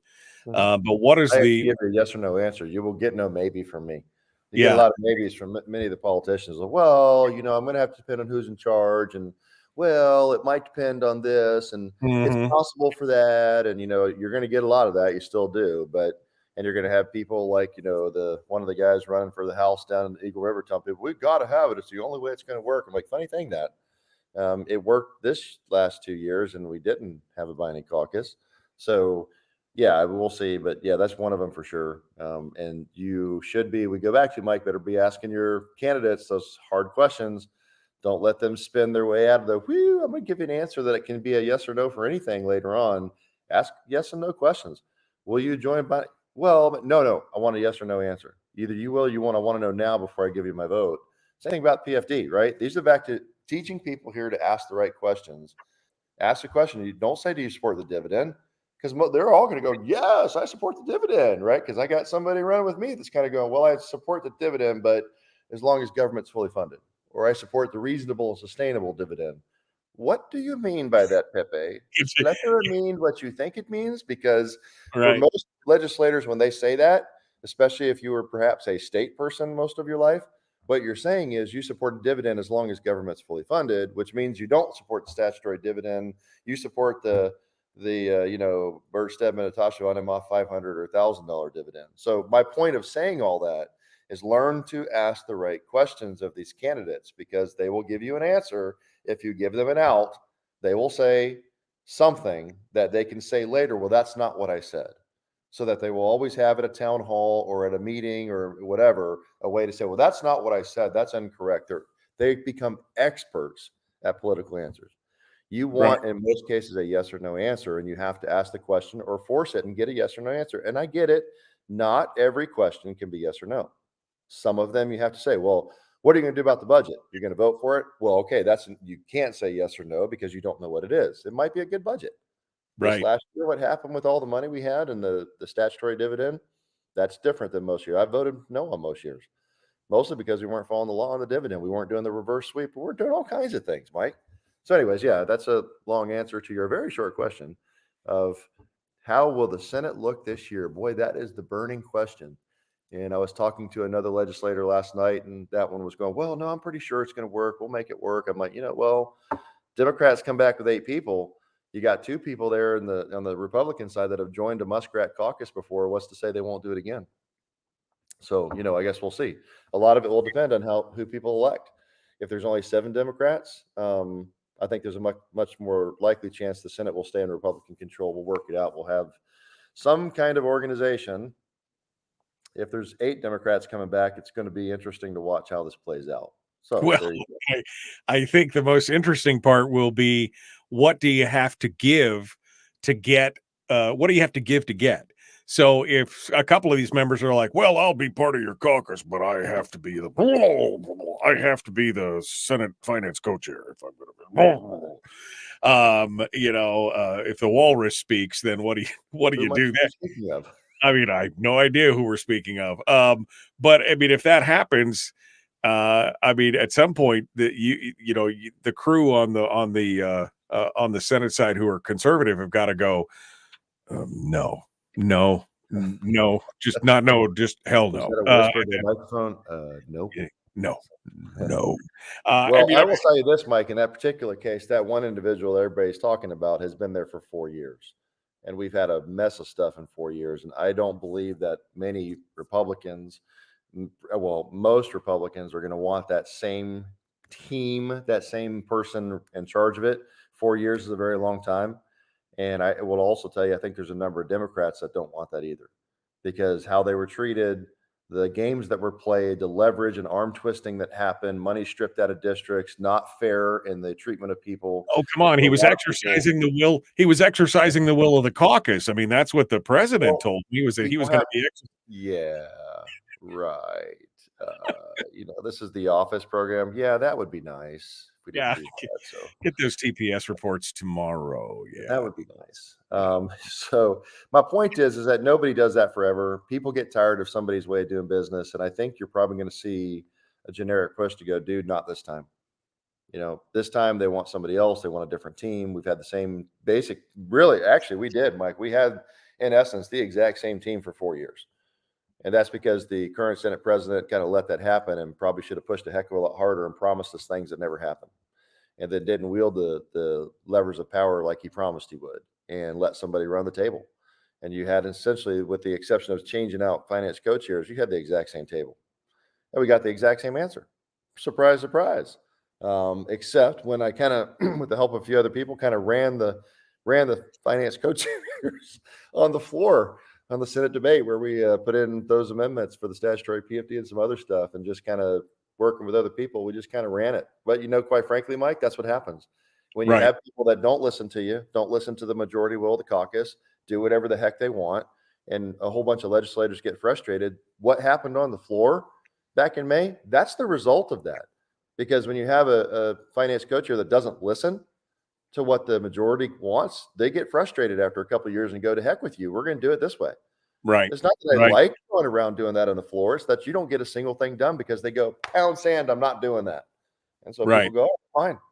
Well, then my option is to do it on the floor. And quite frankly, Senate president told us that too in meetings when we were talking. He's like, well, just do it on the floor, because it wasn't going to happen any other way. So you know what? We did. Right. How about Senate Finance Chair Shower? Well, I don't know, Newman. We'll just have to see. Hello, Jerry. Hello, Newman. We'll have to see what happens. I don't know. Because the thing you're going to have, Mike, is that obviously I have a record, and people know that I'm going to be very conservative on this, but I'm also that balance of still pro PFD. So that's back to that fiscal plan. I can promise you that I somehow, through all of the machinations of organizing, I end up as a finance co-chair. One of the goals is going to be a balanced plan, right? I mean, we've got to do something on this fiscal policy. It's going to be pushing and making sure this time we get through at least to the floor for the vote and put people on record some kind of constitutional amendment for the spending cap. So we change that and enshrining the Constitution and the PFD, even if it's the simple version of it, like we had from the fiscal policy working group. We have to do something. And that's going to depend on what happens with the CONCON, right? If the Constitutional Convention, that's a whole different ballgame, because now that becomes the focus, and it may be irrelevant what we do in the legislature. But if there's no Constitutional Convention, we're going to have to push those hard. I want to talk about that because convention, yes, just formed, and we're going to talk about that here in the next segment. But before we go here, I mean, I'll remind people that Mike Shower is the one that helped push forward this bill for a full PFD, and it's how we got more PFD that we ended up with in the long run. And you've been pushing on this for a while. You just mentioned the Fiscal Policy Working Group. If you end up in the leadership in some way, shape, or form, is this something that you're going to be pushing forward? I mean, Rob Myers said in his interview with the in his questionnaire that he supported it. Jesse Keel on the other side of the spectrum said he supported it. I mean, it's a policy that I think it has languished in the legislature. If you were a member of the Senate leadership, would this be something that you would be pushing hard to bring to the floor and talk about in detail? Well, why wouldn't I? I mean, I know that's a rhetorical question on your part, but of course, I mean, that's the whole point of having the fiscal policy working group, was to take those policy recommendations and look at enacting them. The current group of leadership in both bodies just completely ignored it, primarily probably because they didn't like it, right? So what I tell you about the Constitutional Convention, Mike, the reason the people are saying no that oppose it is because it's going to limit their power. They're afraid of power being taken out of their hands and being able to leverage the money into the different groups and the power that gives them. They don't want a constitutional convention because they're afraid you're going to take their power away. If we enshrine the PFD in the Constitution and enact a relevant constitutional spending cap, all of a sudden they have lost a tremendous amount of power that flows through their fingertips by being able to dole out the government money to big unions, special interests, lobbyists, you name it. They get a lot of power right now. Billions of dollars flows through their hands. Or you take that away from them, now what leverage do they have? And no binding caucus, you just neutered them. They hate what direction this is going. That's why this is a problem for them. Mike Shower is our guest. We're going to continue with him in just a moment. Don't go anywhere. The Michael Duke Show continues. Your home for common sense, liberty-based, free-thinking radio. Don't forget to join us on Facebook at facebook.com/Michael Duke Show/live. Back with more right after this.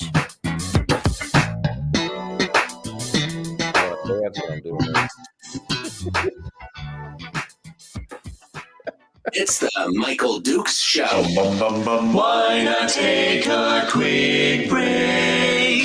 Be right back. Streaming live every weekday morning on Facebook Live and MichaelDukesShow.com. Okay, in the break, State Senator Mike Shower joins us here. He's out there doing the funky chicken with it. Stuff you never saw before. I know. I know. You never knew it before, but he was always in there dancing whenever we hit the bumper music on the way out. It was just how it is. Sometimes the music just moves you. That's what it's all about. Let me see. I saw a question here that I'm sure you can answer pretty quickly. Robert says, is our full Second Amendment safe in Alaska, Mike? Under your guise and under your leadership, what say you, Mike? I think we've done pretty good, but what do you say? This is you remember the original Red Dawn movie back in the 80s? Everybody's all fired up. Exactly. Yeah. And the guy had the bumper sticker in his car. You see a guy's dead, and they pan out to it, and it's a Russian soldier taking the gun out of his hands. There's blood on the ground. It says, "Yes, you can take my gun, out of my gold dead fingers," or something like that. Kind of over my dead body. Are you going to mess with the Second Amendment in this state? And frankly, Mike, that's kind of the point of it, is to make sure that it wasn't about hunting and even self-defense really per se. It was about the ability to have a militia against a tyrannical government. That was the point, because they just fought a tyrannical government. So that really is the historical context of it. And even as I've said this before, I know many times in the program, folks, that you have Democrats. I mean, there are a few that are in very liberal districts that kind of mess with it. But, for example, we were talking about Jesse Keel. He hunts. Him and I talk. He's got a nice gun collection. He's pro-Second Amendment. Most Democrats, even in Alaska, are still pro-Second Amendment. Whether they do it because they actually do believe in it and they like owning guns, or they believe in self-defense or hunting or whatever. And there's others that do it. They just I'm not touching that, because they know it's a death knell in this state. It's like the third rail. Yeah. That's about as bad as that's probably worse than the PFD. You touch my guns. Oh, yeah. So, they're not doing it.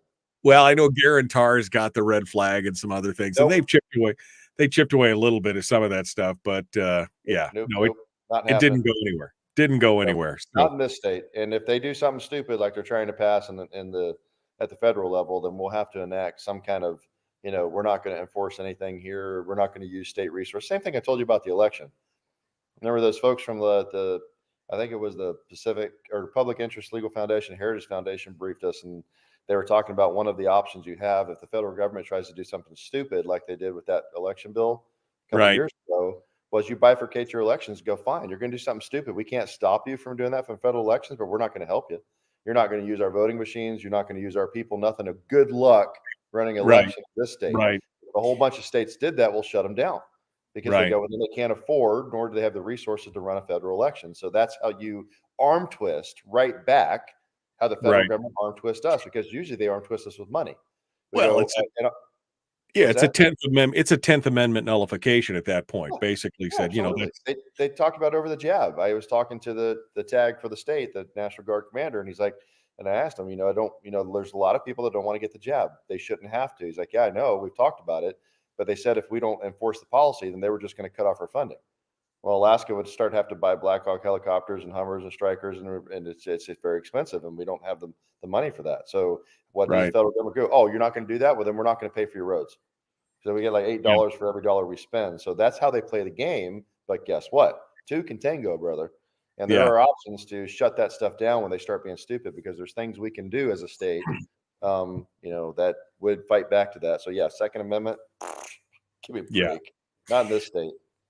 Here's the comment of the week right here. I thought I'd just throw that out there for you. Only if she's going to come back and be my staffer. She can come back and work for me. We'll have that conversation. Yeah, we'll see if we can get Donna to come back to the state. She's been so loyal to the state even after the way she was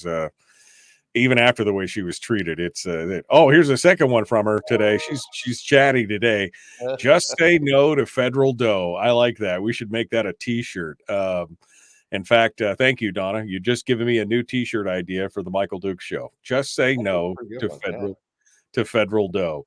I'm actually going to get a t-shirt made up with a caricature of one of your favorite senators and a big cloud above her bubble that says "the greed," and we're going to do those as t-shirts just because it's ironic. All right. I like it. You like that? You get a t-shirt that says "the greed" on it. That would be that, or one with a walrus that says "that's just BS." We need some Roger Holland quotes. Yeah, it's dumpster fire. As a dumpster fire. I know. I love it. I love it. There's a reason why I pulled all those quotes out for the theme of the show, because you need one of the turtle that, for the pace of it, like the turtle, and the rabbit and the hare. Yeah, is the one that says, "I am amazed at the slow pace at which we accomplish absolutely nothing." It's one of Roger's other favorite quotes of mine. I love that. I love that. Well, we're going to make some new t-shirts up with some of that stuff, the walrus and the whole thing. It'll be ding. Hey, you heard it. See, I like that. You can hear the ding when you're on the video. All right, let's get back to it. Here we go. The Michael Dukes Show, common sense, liberty based. Welcome to the party, pal.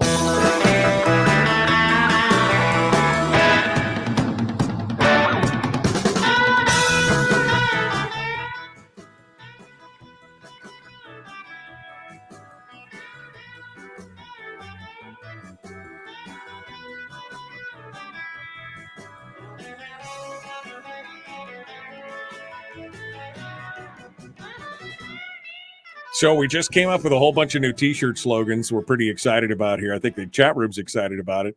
I think we're gonna be making some more t-shirts. This is gonna be fun. I got a heavy week ahead of me. We'll see if we can make some of these and get them done. Mike Shower's our guest. GOP state senator for District E, the current district, and candidate for District O, the future district. We're looking into the future. Speaking of future, the con.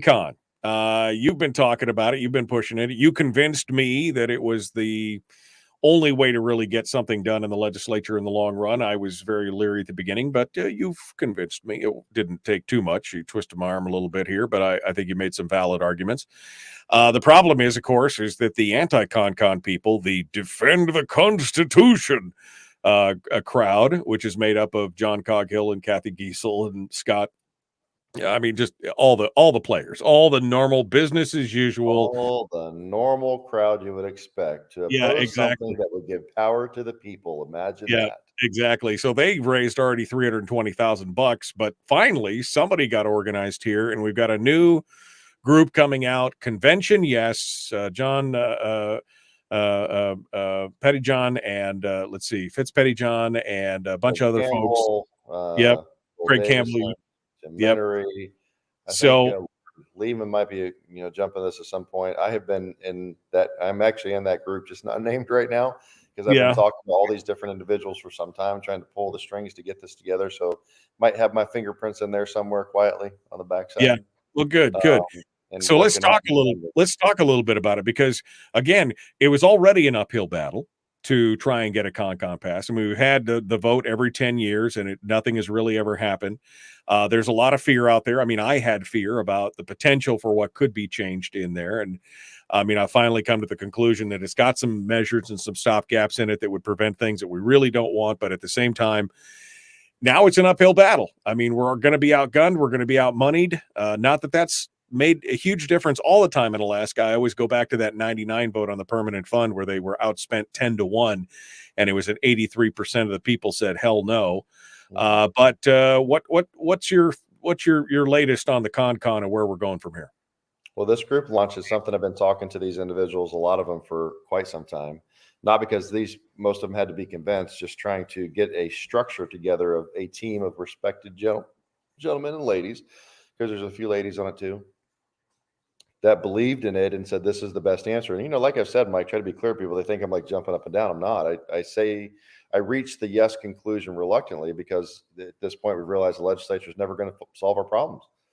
We're incapable of doing it. We're just not ever going to get there, because a certain amount of the solution has to have some constitutional amendments to make it lasting, for it to work. And we're simply never going to get the numbers to get there. Too many people are not going to do that because of the power base and not having control of the money, what we said a few minutes ago. So I'm a reluctant yes, but now that I'm a yes, okay, how do we get there? The latest polling data was given by somebody a couple of days ago shows we're well within striking distance. I think we're down about 6 points in polling data.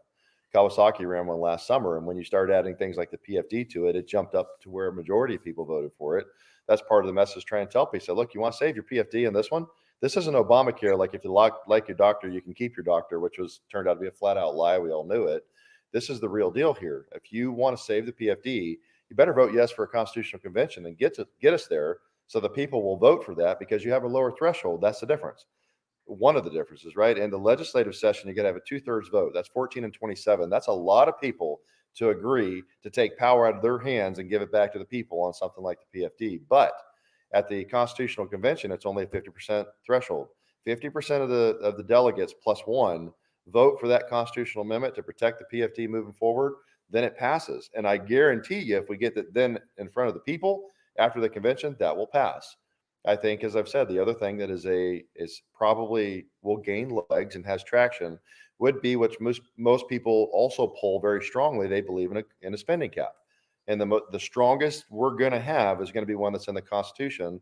That's a high bar. And I know there's some people in here who say, we don't follow the current Constitution. Well, on a few things, I know. But that's been very wrapped up in obfuscating language about, well, the sweep, the reverse sweep. We've been doing it for decades that way. I get that. But by and large, when things have come up on the constitutional side, the courts have been pretty reticent to touch that. It's the highest bar we have. So at least we should try and do that and see what happens. But remember the key tenets here, Michael. You guys control the process. You control, number one, whether we have it, because you're going to vote for it or not. You control the delegates. Number two, you vote for who those are. And number three, anything that does come out of the convention, you vote up or down. If you don't like what it is, we'll simply reject it. And this other thing about dark money is going to come in and sway it one way or the other. I'm not buying it. And the reason is we're going to elect delegates across the state just like we elect legislators.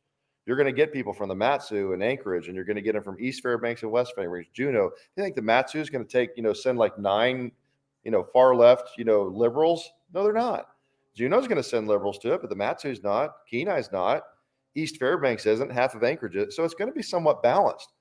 And this is the funny part. People go, oh, well, then it's going to be dysfunctional like current legislature. That's why I started off with it's a 2/3 vote required, right, at the legislative session, but it's only a 50% requirement. So while we will be much more balanced, so you're not going to see this far left or far right swing, you don't need that same threshold to get there, right? So you're going to see a balance out of this. I don't care what people say. They can spend all the money, like you said, there they want, Mike. They're not going to convince people from the Matsu to send some wacky person, because that's not how the Matsu is. Just like you're probably not going to convince anybody in Juneau to send a conservative. They're going to vote people in moderate or liberals. These are some of your cross checks throughout this, but this organization has spun up, and I can see you wanting to say something there. That's the difference in video. Now I can see you. You're like, oh, he wants to say something. Talk faster. Don't let them talk. But you have a good organization of a lot of former legislators and lieutenant governors and others that understand that this is important. And now we're working on the funding portion of this and getting the message out that people see this, your program and others, people spreading it is important. So they understand this is your shot. And this may be your only shot to do this. And there are lots of checks and balances. And I think we're going to solve these things. And these other niche issues I talk about, Mike, I just don't see them happening. I don't think you're going to get the support for that. I just don't. Right. Well, and there's a real opportunity here, especially with the plan for the fiscal policy working group. Some of those things can get implemented in the con and make that an easier transition as we go into the next this next session and the following session, because the con's going to take a couple of years.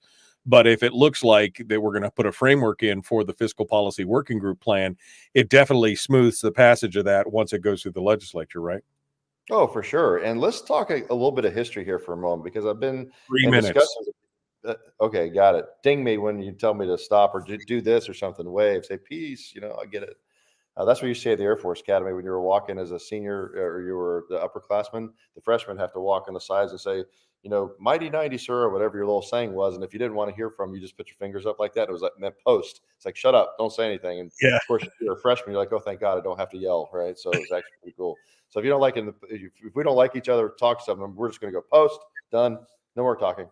So there's a guy that's been from the Constitutional Clearinghouse. I've been talking to him quite a bit, and he wanted me to start highlighting some stuff because people say this is dangerous. Kathy Giesel in her newsletter is telling people they're gonna rewrite the Constitution. No, they're not, Kathy. Would you stop with the lies? Quit with the fear mongering. You're not going to rewrite the Constitution. At best, you might pass an amendment or two. At best. And oh, by the way, when people say we got to protect the Constitution, nothing good. We've already amended the Constitution, folks. If it's so great and it's such a dangerous process, then we must have really screwed up all those times we've already amended our Constitution in the state of Alaska. I believe it is Maine or Vermont. I got to go back and read and get the right state. Second oldest Constitution on the planet. And they've had over 200 constitutional conventions. Strange thing that the state's still functioning. Interesting. Most states, Mike, have done constitutional conventions. This is not abnormal. It is not dangerous. It has happened hundreds and hundreds of times. We have amended our own Constitution. This is garbage. When I tell you that, folks, you need to know, got it, less than 1 minute. This is my final part of it. When you hear them say this is dangerous, there is only one group, folks, that the Constitutional Convention is dangerous to, and that are the people that are for big government, government control, legislators controlling the process, special interests got their paws in your government, not representing you, but representing them. This Constitutional Convention is dangerous, folks. It's dangerous to the people that are big government people. It is not dangerous to the people. That's why they're scared to death of it. And it is not normal, and it's happened many times all over the country. So don't buy the lies. Don't buy the lies. They're going to have a lot of money to tell you all the lies. You just got to not buy into them. Truth is dangerous to those people who want to keep in power. And that's the bottom line. Mike Shower, thank you, my friend. It's good to talk with you. Appreciate you coming on board. As always. It's good to see you. All right, folks, tomorrow's another day. We're going to line some guests up on Friday. I think we're going to have Dr. John Lott, Willie Waffle, and Chris Chang. That's it. The Michael Duke Show. Common sense, liberty-based, free-thinking radio. Be well, live kind, do all that. Be well, be kind, be loved. I don't know. Whatever it was all. When the Germans bombed Pearl Harbor. Yeah, whatever it is, I'm sure I've got it wrong. Mike Shower, final thoughts here. I'll leave you to rant for a minute here. Go ahead. No, it's good, Mike. I think I've ranted. That's the key. I really want people to understand. Don't be afraid of this. They're going to try to scare you to death and tell you, and they're going to sell like Kathy Giesel the lie. It's all dangerous and it's all going to fall apart and cats and dogs will be living together, and whatever. No, it's not true. Don't buy it. The votes don't happen that way. The structure doesn't happen that way. It's been done all over the country many times, including we've amended our own. Don't listen to the hype. They are just scared to death that we are going to take away their power. And folks, that's what it's supposed to be. Just like the Second Amendment is there to prevent the government from taking things away from you. The Constitutional Convention question was put by the wise creators of that Constitution to make sure that you could take power back if you ever thought you needed to. If your government ever stopped listening to you, and guess what? That's where we are.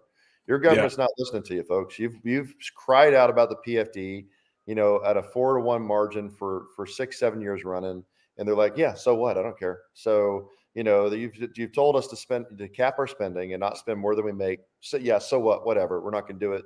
Right? Screw you. So you know what? Maybe it's time for you to vote yes on that constitutional convention. Take that power back and do it yourselves, because the special interests run that place. We saw what happened the end of May. They flooded that place and changed the votes on the statutory PFD, that the amendment that I put in that passed. They flooded. I mean, special interests and unions and all that, Mike. They flooded Juneau for 4.5 days, and once they twisted enough arms, they got their no votes. And Luis Stutes called for the vote and killed it. That's the raw power of the people that really control your government. So, folks, take it back. Don't be afraid of it. And if it does go and it does something comes out of it you don't like, vote it down. So there you go. That's all you can do. You got to have that power. You got to take the power back. That's where we got to do it. State Senator Mike Shower. Thank you, my friend. Appreciate you being part of it today. We look forward to seeing you next week. We shall do so. Next week, question mark. We're all good.